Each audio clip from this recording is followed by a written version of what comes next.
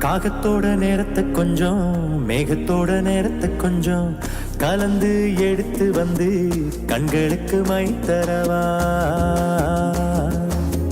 வானத்தை நிமித்தி வச்சு வைக தண்ணி நிரப்பி வச்சு நீ குளிச்சு மகிழ ஒரு நீச்சல் கோலம் அமைச்சிடவா. கன்னத்தில் கைய வச்சு உட்காரவே கூடாது, வண்ணத்து பூச்சி போல வட்டமடி என்னோடு.